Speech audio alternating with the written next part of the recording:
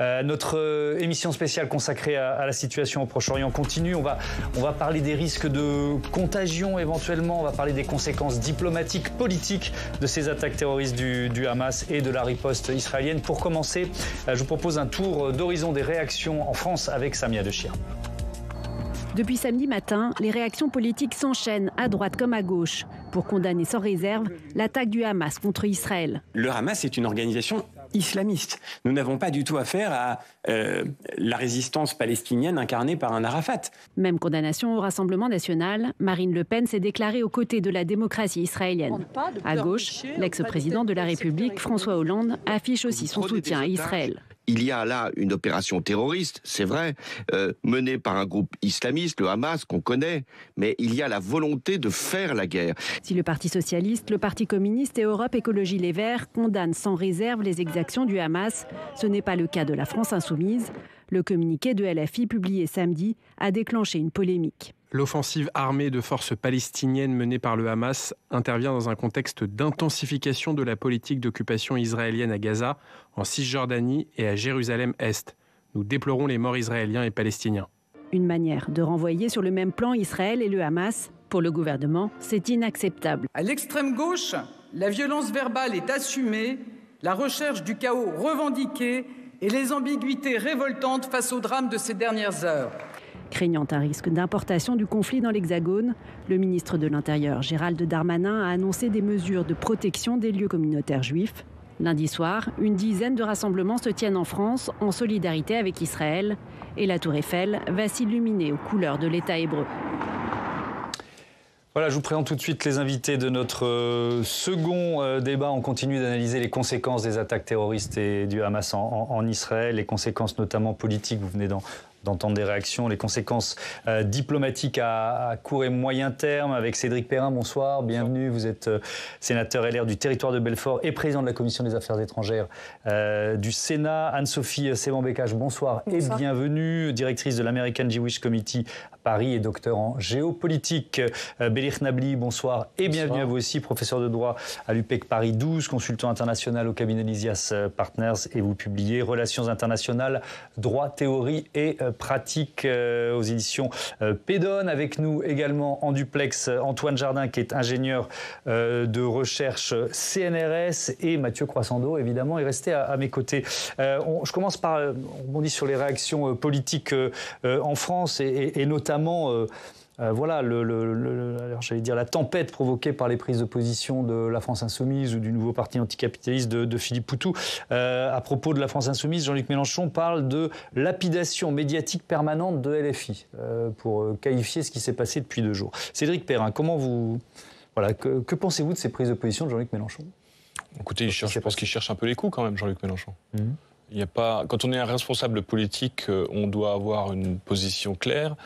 Et je pense que dans ce cadre-là, LFI aujourd'hui est sortie de l'arc républicain, clairement. On ne peut pas aujourd'hui avoir un traitement différencié pour ce qui s'est passé au Bataclan avec ces malheureuses victimes du 13 novembre 2015 et aujourd'hui ces victimes civiles en Israël et notamment ces 260 jeunes qui participaient à une rave party et qui ont été abattus froidement par des terroristes. Donc je pense qu'à un moment donné, il n'y a pas dans une situation comme celle-là, aujourd'hui on n'est plus sur un axe de résistance, on est sur un axe de guerre.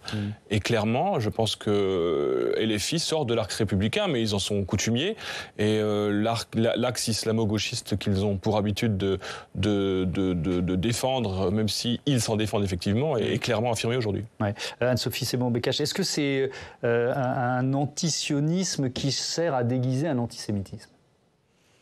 Ça l'est parfois. En l'occurrence, c'est vraiment, pour revenir sur ce qui a déjà été dit, ne pas aujourd'hui être capable de condamner de manière totalement implacable et sans ambiguïté l'attaque de cette organisation terroriste contre des civils israéliens, c'est presque de la complicité. Ensuite, pour revenir, c'est de la complicité, c'est avec le terrorisme.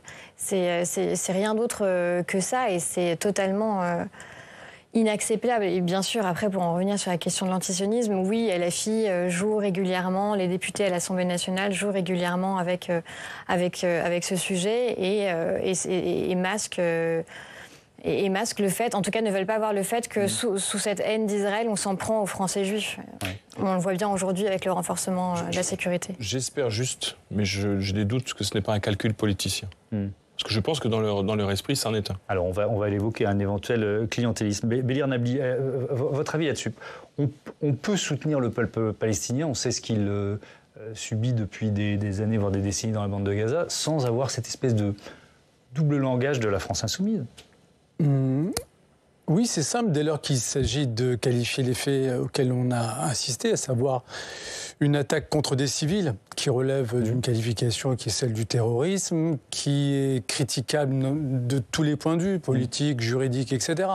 C'est pas le problème, je crois que la condamnation doit être univoque naturellement. Par contre, j'éviterai à titre personnel à la fois certaines analogies parce que dès qu'on fait preuve d'une certaine rigueur intellectuelle, faire les comparaisons avec le Bataclan ou même le 11 septembre, intellectuellement, tout de suite, c'est limité. C'est des analogies limitées. On n'a pas le temps ici de revenir en détail. Et quant à l'alliance ou le fait de qualifier un parti politique de complice d'une organisation terroriste, ça relève du droit pénal, donc c'est grave aussi. Je referme la parenthèse, mais c'est le juriste qui parle là, en l'occurrence. S'agissant de comment alors les Palestiniens peuvent défendre leur cause, très simplement également en se fondant sur le droit international. Et là, on en revient peut-être à l'opposition entre la stratégie de l'autorité palestinienne et celle du Hamas. Le Hamas n'a jamais vraiment cru dans la voie diplomatique et juridique, au sens international du terme. Alors que l'autorité palestinienne, elle, est née précisément d'un processus diplomatique qui nous renvoie aux accords d'Oslo. Donc il y a là effectivement une vraie opposition. Violence politique, voie diplomatique. Et là, le Hamas est allé jusqu'au bout de sa logique. Et je noterai une petite anecdote que pas beaucoup n'ont noté, enfin une anecdote, une petite remarque, c'est peut-être une stratégie de leur part, mais le Hamas avait annoncé qu'ils allaient saisir la Cour pénale internationale lundi, c'est-à-dire aujourd'hui, ce qui était assez surprenant vu que, encore une fois, ce n'est pas leur pratique naturelle. Ils ne croient pas dans ce type de stratégie. C'était peut-être une forme de piège. Communicationnel. Oui, alors on l'a évoqué dans la première partie, il y a eu un certain nombre, certainement, de pièges communicationnels qui expliquent sans doute l'absence de réaction des services secrets. Peut-être que ça en fait partie. Vous parliez de clientélisme, je me tourne vers Antoine Jardin. Est-ce que vous employez ce terme-là pour caractériser finalement la réaction de la France insoumise, notamment celle de Jean-Luc Mélenchon ? Alors, je crois que vous avez soulevé un point important, c'est qu'il y a des gens au sein de la France insoumise qui sont pas d'accord du tout, en fait, sur la caractérisation des faits. Et on a vu au cours des 2 derniers jours qu'il y avait multiples positions et interprétations au sein de ce mouvement. Et il peut y avoir des dissensions qui sont des dissensions sans aller jusqu'à clientélisme, parce que ça peut être aussi des positionnements sincères ou des incompréhensions de la situation. Des gens qui ont en fait eu un réflexe qui était celui des positions habituelles dans les oppositions entre groupes palestiniens et Israël. Et ils se sont rendus compte au cours du week-end qu'en fait, on n'était pas dans la situation d'un affrontement traditionnel entre ces deux opposants. On était dans des faits beaucoup plus violents, d'atteinte directe à des civils non combattants qui ont été tués de sang-froid. Et il a apparu dans la dernière position de la France insoumise que c'était pas possible, en fait, de tenir la position qui avait été défendue initialement. Donc il y a eu une marche arrière, et cette marche arrière, elle est vécue douloureusement par certains dirigeants du mouvement, dont Jean-Luc Mélenchon, qui se plaint d'être acculé à faire marche arrière face à la situation qui est intenable pour le mouvement. Alors on va l'évoquer évidemment. Mathieu, je vais vous donner la parole tout de suite, mais je voudrais qu'on écoute ensemble une réaction, celle de l'écrivaine Rachel Kahn, qui est l'invitée de Rebecca Fitoussi dans sa prochaine émission Un Monde, un regard. Elle réagit aux propos de Jean-Luc Mélenchon, et puis elle rappelle aussi l'invitation du rappeur Médine aux journées d'été d'Europe Écologie Les Verts. On l'écoute. Les réactions qu'on a eues ce week-end sont intolérables. C'est de la haute trahison à la France, à la République française.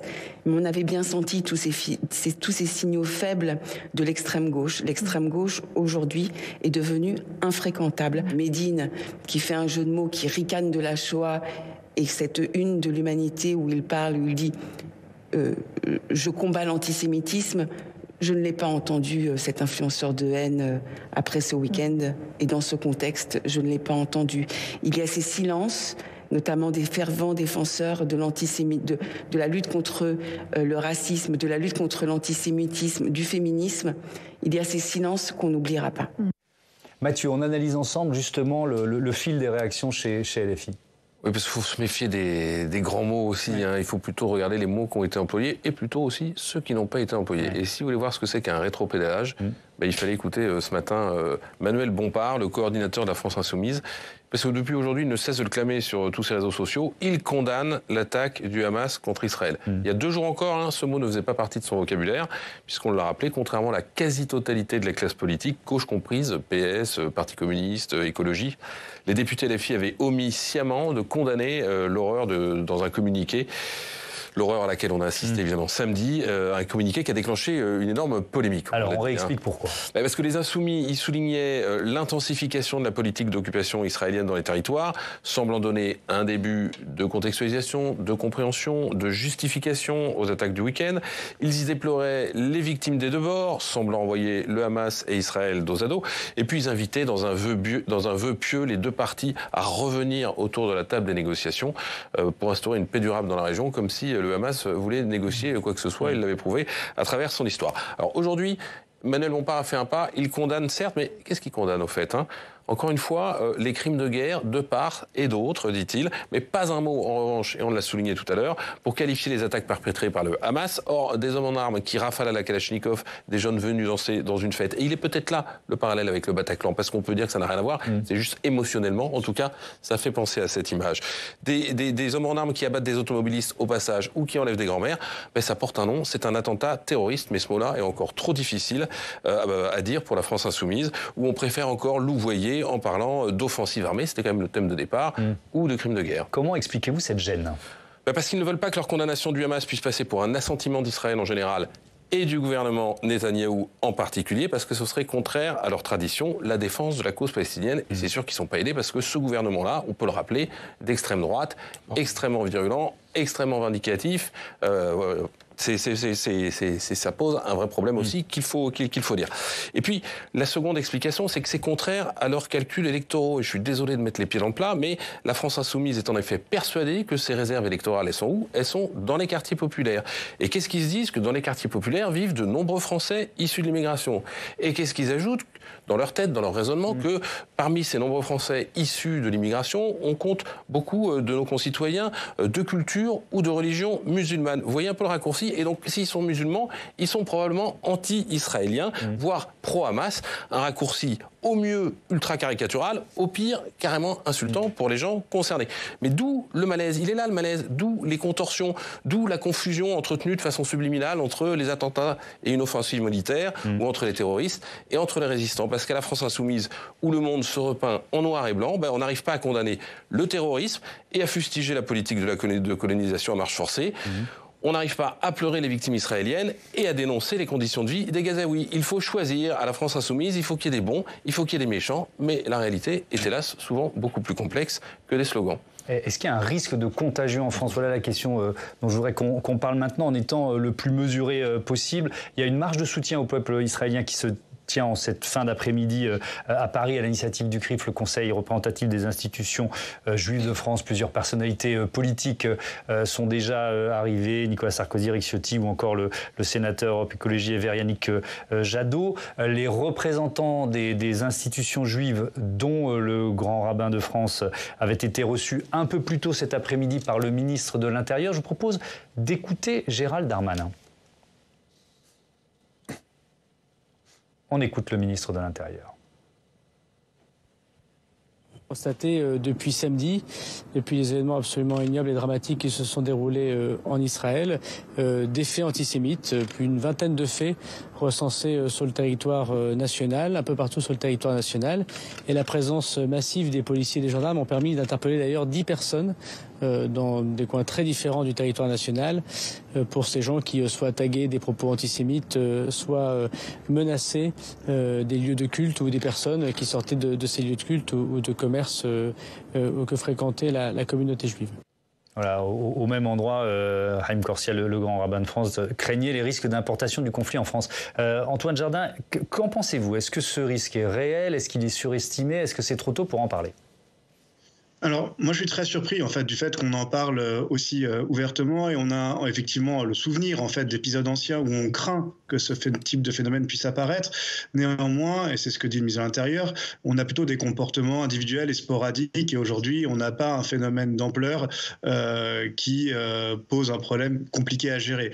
Il faut avoir une grande vigilance, mais je pense qu'il ne faut pas créer la polémique sur ce sujet, parce qu'en fait, c'est générer les conditions de la polarisation, et c'est créer une prophétie autoréalisatrice qui va faire émerger ce type de clivage, ce type d'opposition. Je pense que la situation est différente de ce qu'on a pu avoir par le passé, parce que la nature du comportement du Hamas et la nature des violences commises, on les voit directement dans les vidéos reprises dans tous les médias occidentaux, mais aussi les médias en langue arabe, et on voit bien que ces violences sont des violences indiscriminées contre des civils désarmés, et ça, beaucoup de gens en France, quelle que soit leur confession, ne l'acceptent pas. Et donc il faut aussi voir qu'il y a dans ces violences-là l'occasion de changer le regard d'un certain nombre de personnes sur ce que c'est que le Hamas. Parce que le Hamas, en fait, n'a pas motivé son action par des questions territoriales. Il l'a motivé par la question de la gestion de l'esplanade des mosquées. Et il a saisi une opportunité politique pour le concentrer sur une question religieuse. Donc c'est un sujet qui est très différent des autres épisodes qui ont pu avoir lieu.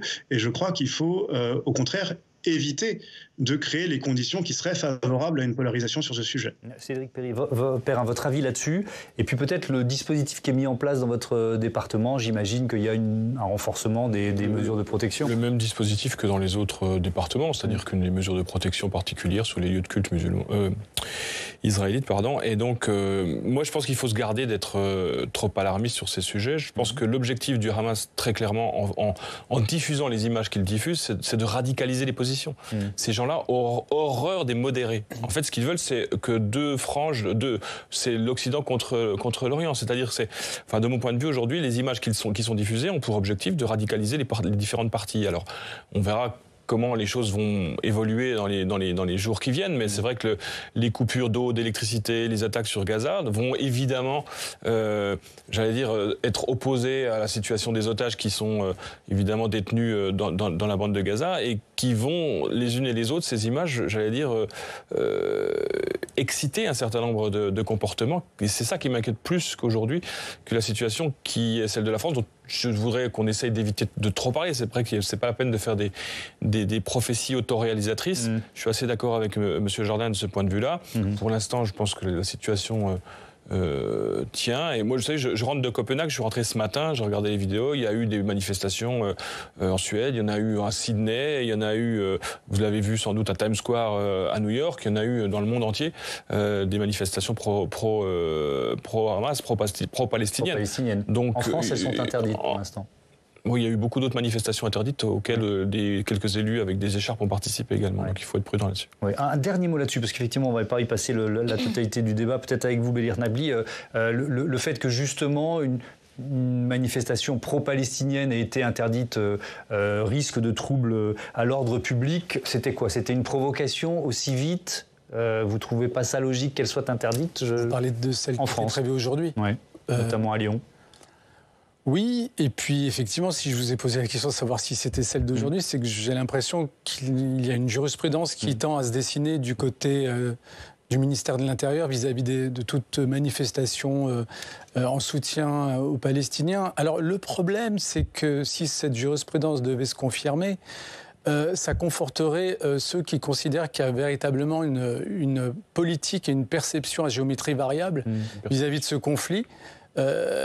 Alors non seulement du point de vue international, et là on comprend, on y reviendra peut-être, parce que derrière notre impression de faire bloc, parce que l'Occident fait bloc derrière Israël, nous sommes en réalité relativement isolés, et c'est très intéressant de prendre la carte du monde avec ceux qui ont condamné le Hamas et ceux qui soit manifestent une forme d'indifférence, soit ont simplement pris acte. Et finalement, le conflit aussi russo-ukrainien. C'est deux cartes qui peuvent se calquer. Je veux bien qu'on y revienne un peu plus tard, mais je reprends le mot, je vais vous donner la parole tout de suite là-dessus. Le mot provocation, c'est-à-dire est-ce qu'on peut organiser, il y en a eu dans d'autres pays effectivement, mais est-ce qu'on peut organiser aujourd'hui une manifestation pro-palestinienne sans donner le sentiment finalement d'être favorable au Hamas et de dire bravo? Vous voyez ce que je veux dire? D'accord, c'est particulièrement choquant, quoi. Oui, bien sûr.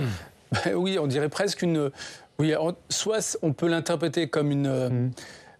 comment dire, une provocation, soit aussi comme une manifestation préventive par rapport à ce qui se dessine à Gaza, dans la mesure où il a été annoncé, alors pas un blocus, puisque ce blocus existe déjà, il est subi depuis... Un siège complet. Mais on basculerait dans un siège qui signifie concrètement coupure d'eau, coupure d'électricité, etc. Ouais.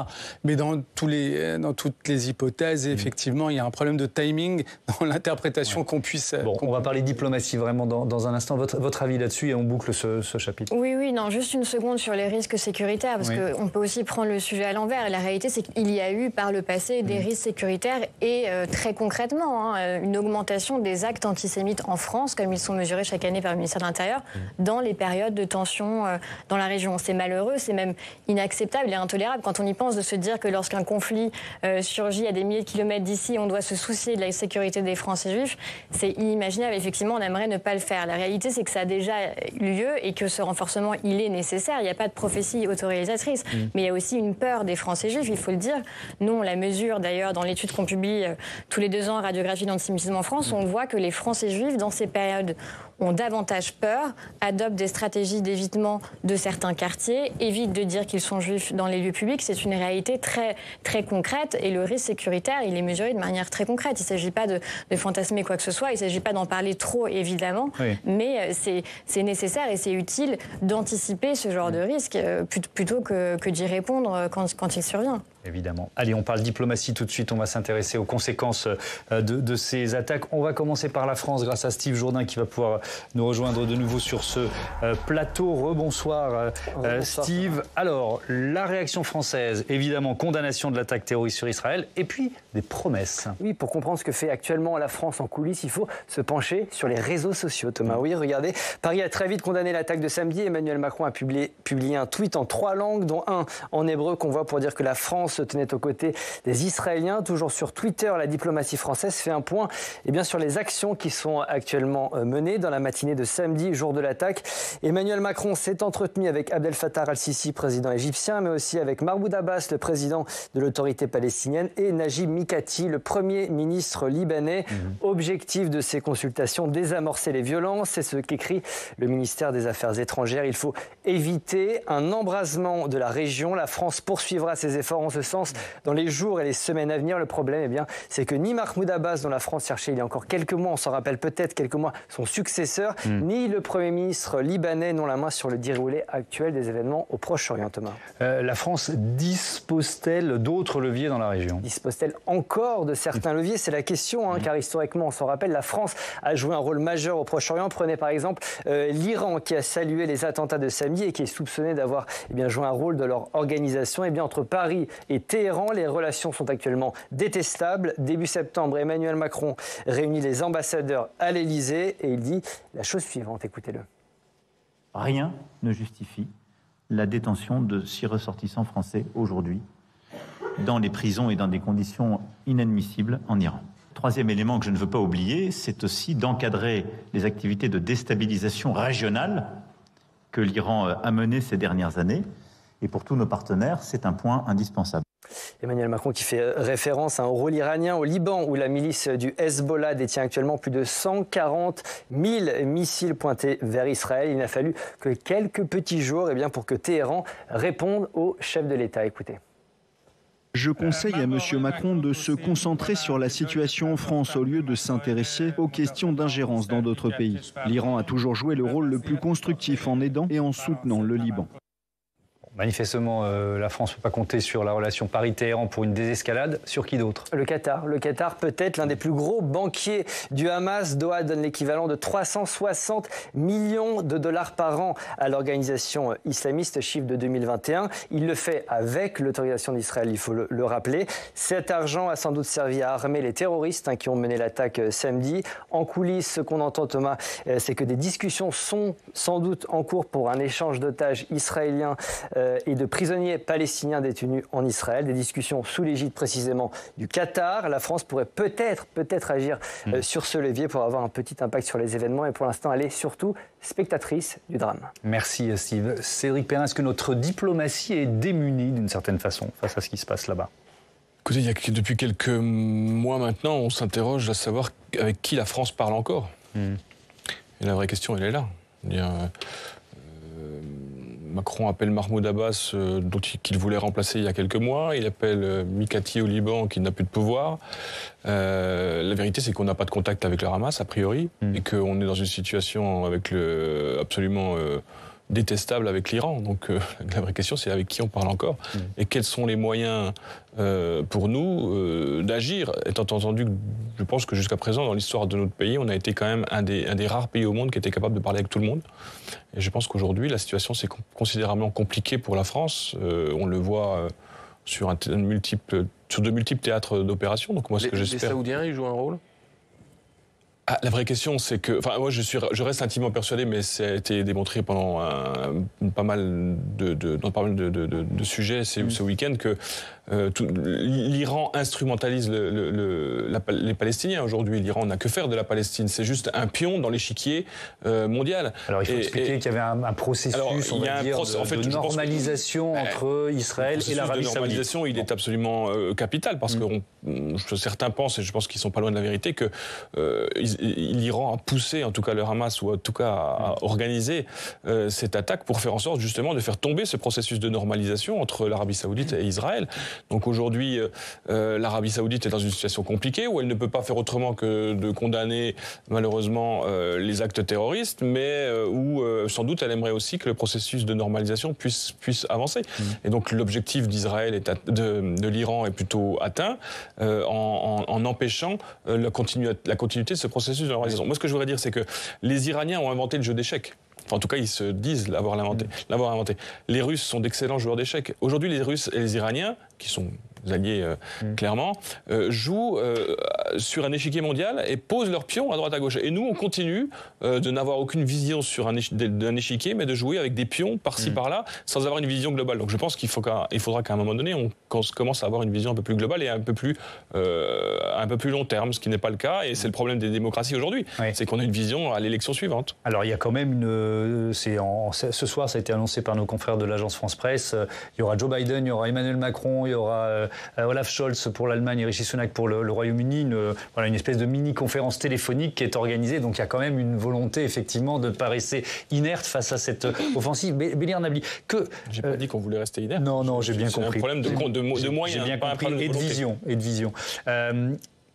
Alors, on va pousser effectivement la démonstration et l'analyse sur l'Arabie Saoudite, le processus de normalisation. Mais il y a aussi si on essaye de comprendre ce que cherche le Hamas, c'est peut-être aussi de tout simplement remettre la question palestinienne sur la carte. C'est-à-dire qu'on avait l'impression que c'était plus un sujet.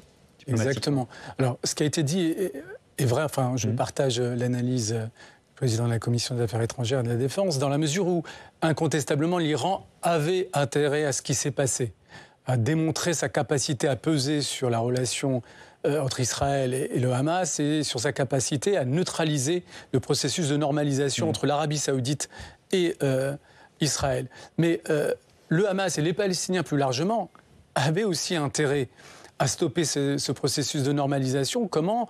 En faisant la démonstration qu'au-delà de cette dynamique historique, la question palestinienne se posait de manière autonome et qu'on ne pouvait pas la neutraliser, l'effacer, et notamment, je dirais même, pour reprendre la présentation de votre collègue, la neutraliser en achetant la paix.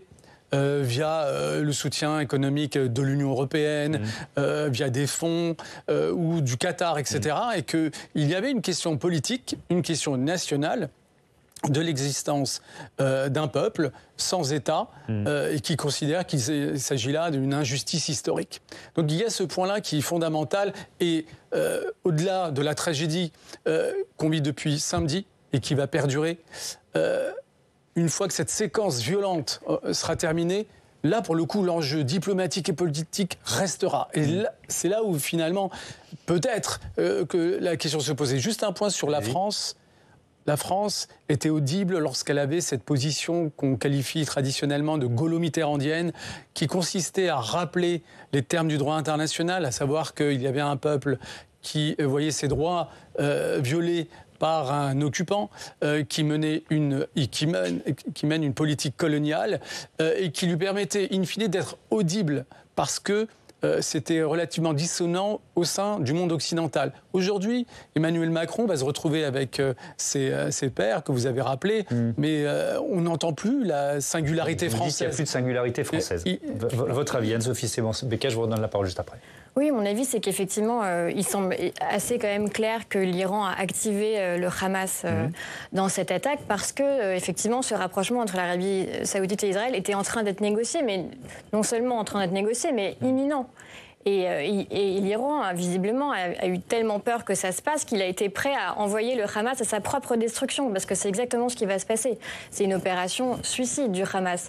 On sait que la réponse d'Israël va être, et ils l'ont annoncé, de détruire cette organisation. Et sur la cause... Le Premier ministre Netanyahou l'a souvent annoncé.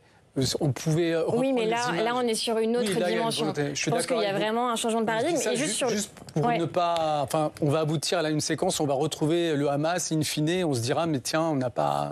En tout cas, ce que je voulais ajouter simplement, c'est qu'en torpillant les espoirs de paix entre Israël et l'Arabie saoudite, on torpille aussi des espoirs de progression sur le processus de paix israélo-palestinien, puisqu'il y avait dans les éléments de négociation des éléments sur le conflit, et notamment l'Arabie saoudite avait une ligne très ferme là-dessus, et il y avait des espoirs de progrès. Et d'ailleurs, au moment de la signature aussi avec les Émirats arabes unis, le conflit a joué, puisque je ne sais pas si vous vous souvenez, mais à l'époque, le gouvernement israélien de l'époque avait annoncé l'annexation, qui a finalement été abandonnée, et qui visiblement était un des éléments de négociation, et qui ont finalement permis d'accéder à cette normalisation. Et un mot simplement sur l'analogie avec le 11 septembre, puisque vous parlez de la France qui va se réunir aujourd'hui.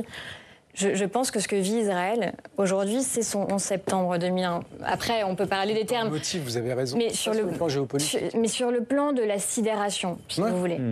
700 morts aujourd'hui en Israël, c'est comme si on avait aujourd'hui 6000 morts français, des femmes, des enfants. Une monstruosité, mais inouïe dans l'attaque, qui aussi, pour revenir sur le malaise, simplement, je m'arrêterai là, ce que le Hamas démontre aujourd'hui, c'est que ce que certains observateurs, et notamment Alifi, ont voulu nous faire croire pendant des années que finalement le Hamas était un groupe nationaliste parmi d'autres qui finalement était en quête du pouvoir, un groupe nationaliste frères musulmans, etc. Aujourd'hui, dans une démarche, nous a démontré que sa démarche est apocalyptique, terroriste, une volonté d'annihilation de la population israélienne. Et la réponse, elle sera implacable. Oui, mais elle prendra sans doute du temps. On en a parlé en première partie, notamment avec les otages. Cédric Perrin. Oui, je suis entièrement d'accord avec ce qui vient d'être dit, mais je pense que concrètement aujourd'hui, la réponse qui va être celle d'Israël maintenant va conditionner aussi la suite des opérations. Parce que l'objectif du Hamas, en diffusant les images qu'il diffuse sur les réseaux sociaux, est aussi, j'allais dire, d'exciter ou d'énerver en tout cas l'opinion publique internationale et notamment Netanyahou. Et si la réponse est violente, l'objectif du Hamas sera atteint. C'est-à-dire qu'ils vont coaliser en tout cas autour d'eux le monde musulman. Et l'Arabie saoudite ne pourra pas faire autrement que de condamner l'action d'Israël et les accords la normalisation sera anéantie. Donc évidemment, et le problème c'est qu'aujourd'hui c'est un piège qui est fait à Netanyahou, un piège duquel je ne vois pas comment il peut se sortir. Ouais. Deux réactions internationales qui vont ouvrir le tout dernier chapitre de ce débat. D'abord celle de Joe Biden, le président américain. En ce moment de tragédie, je tiens à leur dire, ainsi qu'au monde entier et aux terroristes du monde entier, les États-Unis sont aux côtés d'Israël. Nous ne manquerons jamais de les soutenir. Et puis une autre réaction, celle du président turc Recep Tayyip Erdogan. Une paix durable au Moyen-Orient n'est possible que par une solution durable au conflit israélo-palestinien. À ce stade, comme nous l'avons toujours exprimé, il est de la plus haute importance de préserver la perspective de la solution à deux États. Sur la base des frontières de 1967, la création d'un État palestinien indépendant et géographiquement intégré, avec Jérusalem pour capitale, est une exigence qui ne peut plus être reportée. Voilà, la création d'un État palestinien, c'est aussi la solution rappelée, soutenue par la Russie de Vladimir Poutine. C'est un peu binaire ce que je vais dire, mais Turquie-Russie d'un côté, de l'autre côté Union européenne et États-Unis, c'est le front, les mêmes alliances à l'œuvre sur la guerre en Ukraine depuis 19 mois, que l'on voit là se répéter, se remettre en œuvre. C'est un nouvel ordre mondial qui se dessine avec quelques nuances qui sont liées à des affinités soit stratégiques, soit idéologiques. Je noterai notamment au sein de ce qu'on appelle le Sud global, le soutien de l'Inde à Israël, mais pas n'importe quelle Inde. C'est l'Inde dirigée par un gouvernement d'extrême droite, de la même couleur politique que le gouvernement israélien en exercice. C'est pour ça que quand vous dites qu'il y a malgré tout un processus de paix qui perdure, c'est pas du tout dans la feuille de route du gouvernement actuel en Israël, qui est formé notamment de suprémacistes, dont un ministre qui a été condamné pour terrorisme, et d'autres membres qui avaient appelé à la mort d'Isaac Rabin. Donc on a en face quand même un gouvernement israélien qui est vraiment d'une nature très singulière. Et j'attends le moment où il va annoncer être à la tête du monde libre. Là, on risque d'être dans un schéma un peu particulier, où on va se regarder, je pense, parce que précisément, le monde est complexe. Il y a une reconfiguration où les schémas binaires, mais vous l'avez dit sous le ton de la boutade, ne sont pas à la hauteur de la complexité des enjeux. Oui, et d'ailleurs, l'Arabie Saoudite négocie le rapprochement avec Israël. Et quand je parlais du conflit israélo-palestinien, c'est dans le cadre de la normalisation et des négociations où c'était pas totalement occulté. Et on voit aussi comment la diplomatie marocaine, par exemple, a toujours essayé de remettre dans le jeu et dans les négociations le conflit. C'est de ça que je voulais parler. Et sur la complexité, oui, puisque l'Arabie Saoudite s'est aussi récemment un peu rapprochée de l'Iran. Et on voit bien qu'il y a un changement total de paradigme au Moyen-Orient, où les alliances se font plus uniquement sur la division sunnite, chiite, etc. Mais chacun joue en fonction de ses intérêts, peut nouer des alliances de court terme, de moyen terme, l'un n'exclut pas l'autre. Et d'ailleurs, au moment du rapprochement Iran-Arabie Saoudite, certains disaient du coup, c'est fini avec Israël. Mais en fait, pas du tout. Ça se poursuivait aussi dans le même temps avec Israël. C'est Éric Perrin. Est-ce que je repose la même question que j'ai posée tout à l'heure à Bélir Nabli sur finalement l'un des objectifs du Hamas, même si on est d'accord, il y a certainement l'Iran en sous-main, quand même de remettre la question palestinienne et donc la question de la création d'un État palestinien finalement au cœur des enjeux diplomatiques du moment, alors que ça ne l'était plus. Oui, mais on est bien au-delà de ça. Moi, je pense que les responsables politiques français et européens devraient le faire. Je pense qu'il faut aussi alerter l'opinion publique sur les souhaits de Vladimir Poutine, en réorganisant la géopolitique mondiale. Son objectif, c'est quoi ? C'est tout simplement d'obtenir par différents canaux, comme il le fait en Afrique, au Mali, au Niger ou ailleurs, une espèce de radicalisation. Alors en Afrique, ça se passe grâce à une ouverture claire des frontières, à l'envoi de migrants en Europe. En Palestine, ça se passe grâce à une radicalisation liée à des actes abominable qu'on diffuse sur les réseaux, une radicalisation de notre propre pays. C'est-à-dire que l'objectif, c'est quoi ? C'est de changer nos gouvernements par l'élection, par une radicalisation de nos populations. Et aujourd'hui, on voit bien dans les différents pays européens ce qui se passe avec une arrivée des extrêmes. Et je pense qu'on n'est pas à l'abri de cela. Mais je pense qu'il faut que chacun comprenne que derrière tout ça, c'est une manipulation qui est en place avec une espèce de lutte informationnelle qui est en jeu et il faut qu'on puisse y répondre. Et je pense que c'est du devoir des élus aujourd'hui que d'expliquer, en tout cas et des journalistes aussi, que d'expliquer quelle est la politique réelle qu'il y a derrière tout ça. L'objectif, c'est de changer nos démocraties à l'image des gouvernants que Vladimir Poutine aimerait avoir dans nos pays. Que les choses soient claires. Un dernier mot, Bélir Nabli.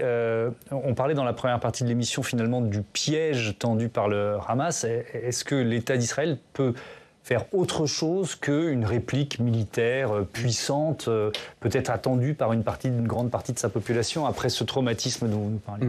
Alors rapidement... Il nous reste moins d'une minute. Oui. Là, Israël est dans le cadre de ce qu'on appelle la légitime défense. Israël a été attaqué. Il a le droit, du point de vue international, de réagir. Là où il pourrait trouver un compromis et peut-être entretenir l'image positive de victime qu'il a actuellement, c'est de rester dans les canons du droit international. Même en cas de légitime défense, vous ne pouvez pas vous affranchir du respect du droit international, notamment, très concrètement, bombarder des bâtiments civils.